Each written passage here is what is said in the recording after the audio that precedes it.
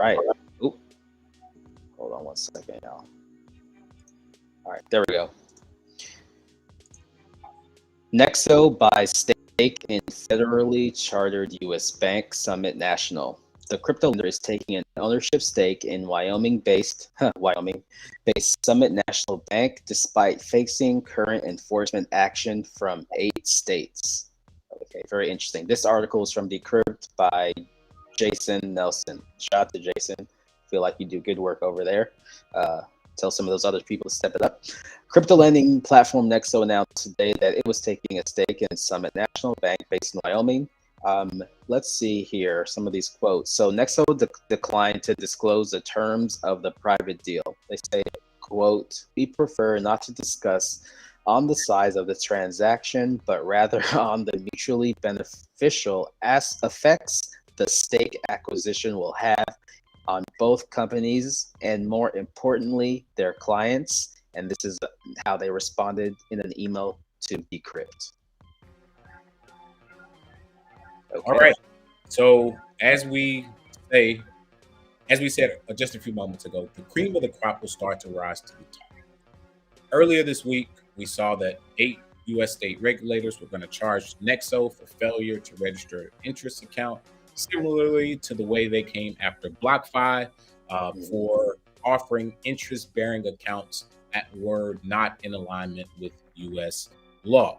Those 8 states came after Nexo on Monday for their earned interest product. By the way, that product's way more than your Bank of America or Chase Bank, but we're not going to go there.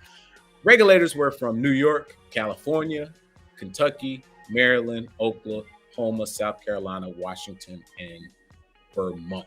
Everybody wants a piece of the pie, and they're saying, Nexo, you're the bad guy. You offered products that were not in alignment with the law. Nexo says, hell no, I'm going to one-up you. I'm going to buy a stake in a federally chartered U.S. bank that is based in Wyoming. Who is the senator in Wyoming? Oh, Cynthia. Oh, isn't she a crypto-friendly senator, a very outspoken crypto-friendly senator? Yes, she is. So by taking a stake in the U.S. federally chartered bank in Wyoming that has the backing of the U.S. senator in Wyoming, Cynthia Lummis, this is regulated by the Office of the Comptroller of the Currency. Mm-hmm. That means the Switzerland bank's Nexo can extend its footprint in the United States. That, sir, is called Wyoming is open for business. If these regulators from California, New York, Vermont, and Washington want to come after you, bring the business over to Wyoming. Our doors are open. And they say, we prefer not to focus on the size of the transaction, but rather on the mutually beneficial effects the stake acquisition will have on both companies, and more importantly, their clients. Good move. Yeah. Some people playing checkers while they playing chess. Yeah, exactly. And as the Celsiuses and these others kind of went down, we got BlockFi over there, Vault. The fact that Nexo was able to scoop up Vault, make this deal with a bank that is known for its initially investments in agricultural and real estate. So that they're stepping into Web3. I think, what does that mean? There are a lot of things. I think if you think about the different parts of the country, the different regional banks, this is a competition right now. So as these new online banks, fintech are taking hold, being across the globe, being able to work across different countries and jurisdictions. I'm just like, it's interesting with the moves in stablecoins, and we'll get into some of the regulations around that. It's like you can't separate these partnerships away from what's going on with stablecoins and these banks fighting for survival against the Federal Reserve and trying to kind of carve out a niche for themselves in the industry. So these banks, commercial banks, are competing against each other. The Federal Reserve is competing against these banks, and it kind of all ties back to those stablecoins like USDC.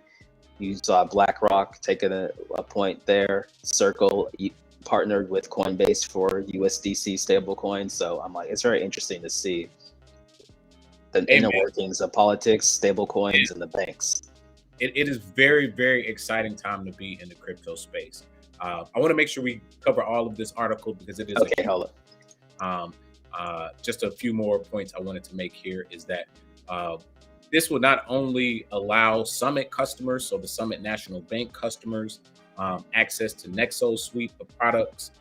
It will allow Nexo the ability to offer bank accounts, asset-backed loans, card programs, and escrow and custodial digital asset solutions to U.S. retail and institutional clients.